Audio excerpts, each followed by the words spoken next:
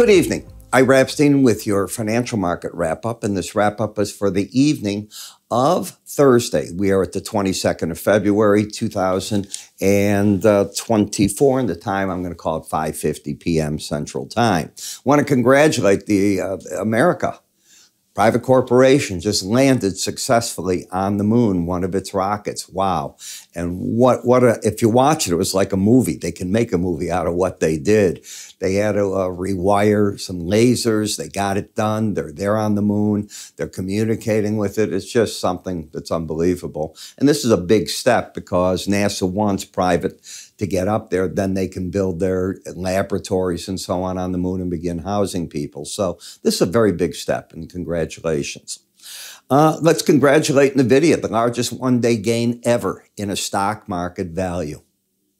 It blew out Meta from 3 weeks ago on it.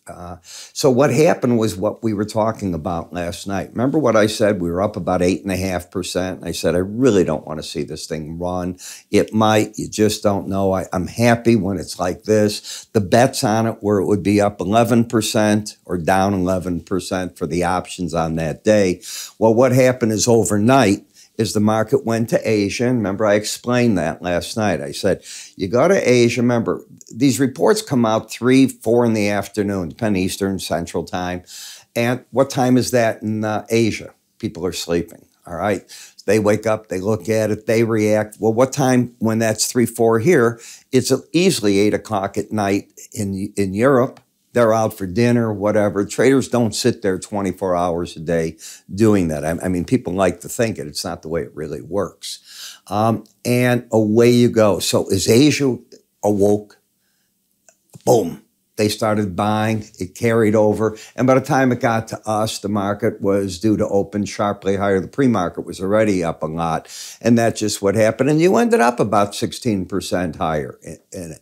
Now, as it goes, just think of it. It's a tide of water. It carries everything with it that's attached to it, all right? I got a supplier that's going to give me this board. I got this that's going to give me a little solenoid. I can go on and on. Well, that's what goes on, so that carries things with it. And then the competition, to a degree, gets carried with it. Now, not the rest of the market, but this is about AI, and this is about getting the perfection, and it's about a company that's going to make $24 billion in a quarter that 2 years ago made nothing like this. So it is a great story. It's there, but how do you work with it? That becomes the issue.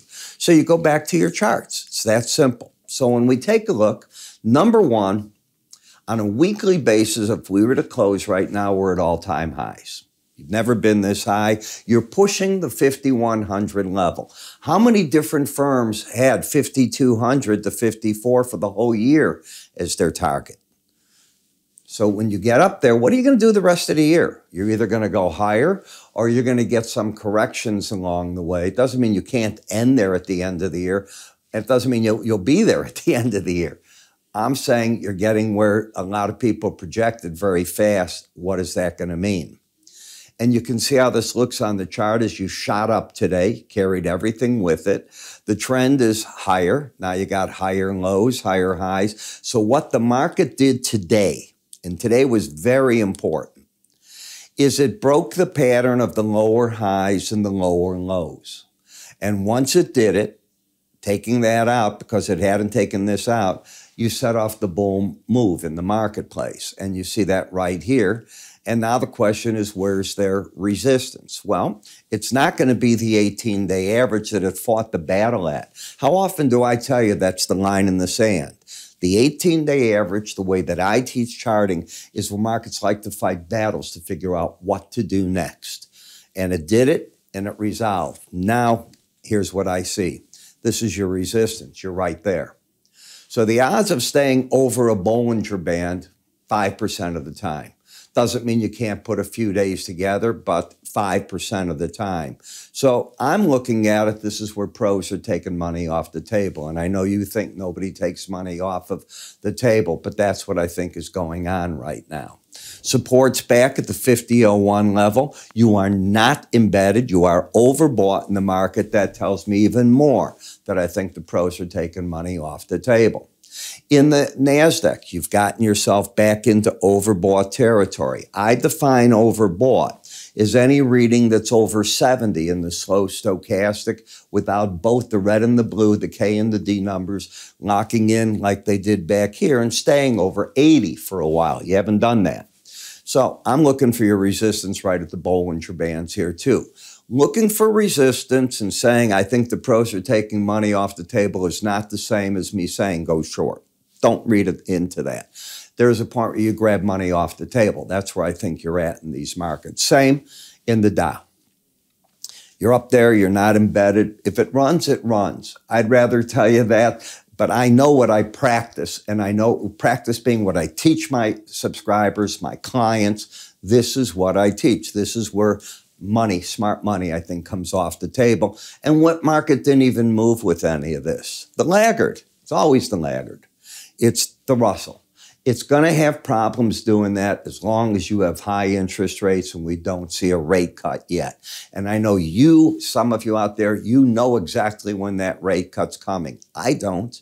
And most, I would say most of the Fed members don't. So trying to say, well, this is it. You've got to get the data to weaken. Data being the economic data that's coming out and labor to weaken so that the Fed has a reason to say, we stalled, got a little bump in the road, and now the trajectory for the economy's back down, and we see the weakening finally in the labor market. If they don't see that, why would they cut interest rates to reinflate the economy? I don't think so.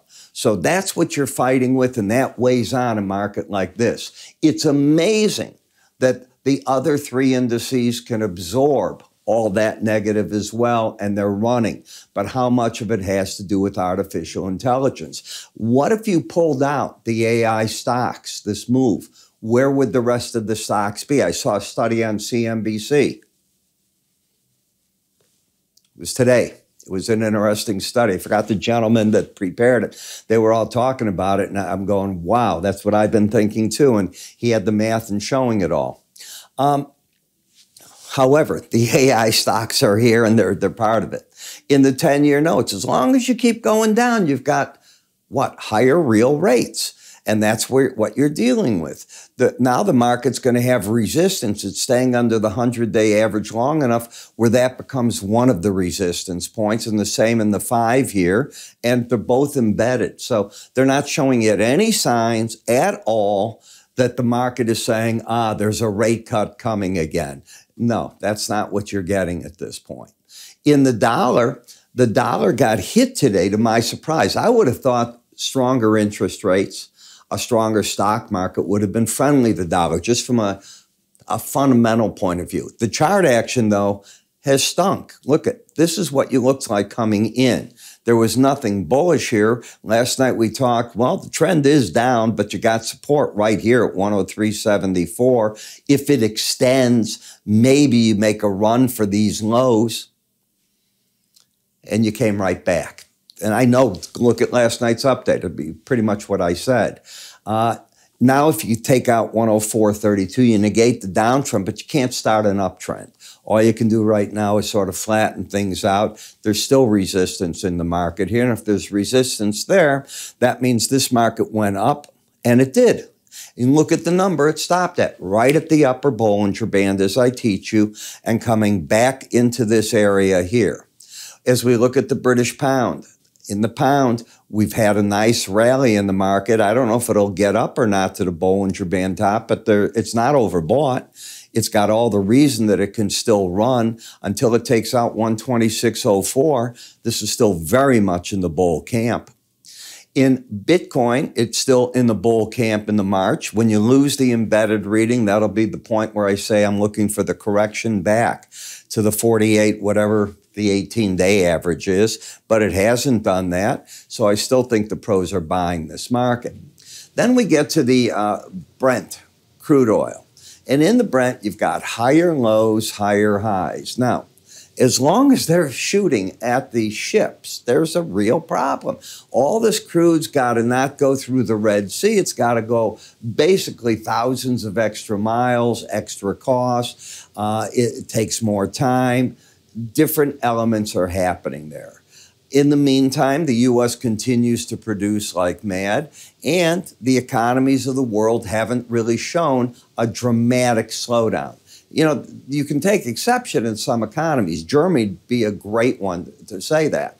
Their economy has slowed down, and because of that, the Eastern Bloc that trades with them in Europe, they have slowed down as well.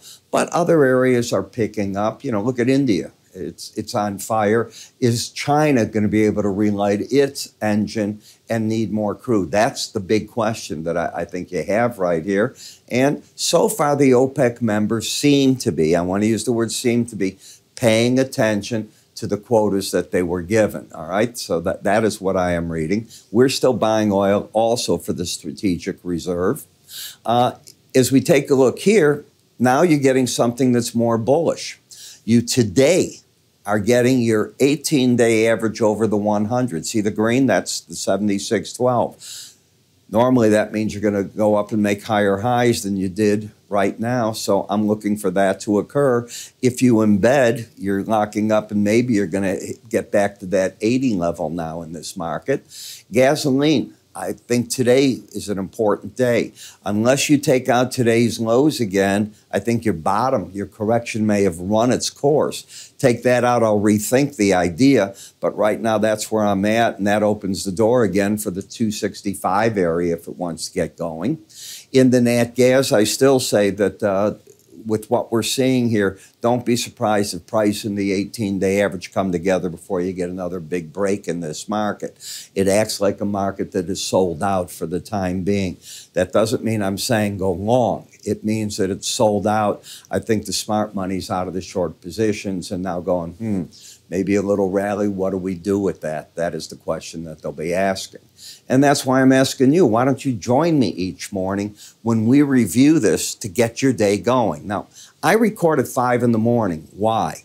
Because at 5 in the morning, I already know what's going on in Europe, Asia, and we have the American markets going. Remember, futures open most days at 5 p.m. and don't close until 4 p.m. So we've had our evening trade. The charts are set. I cover all these different markets with very specific recommendations. Do I have a recommendation in every market every day? Of course not. But the goal is to try to do as good as I can in calling how the markets are going to go for you and throw ideas. That's really what this is about for you. How many times you look into a chart and you'd love to say, I wonder what this guy thinks. I'd like to know something on that. Well, that's the whole point of this. So when you join me, you're able to see all that. The charts come out.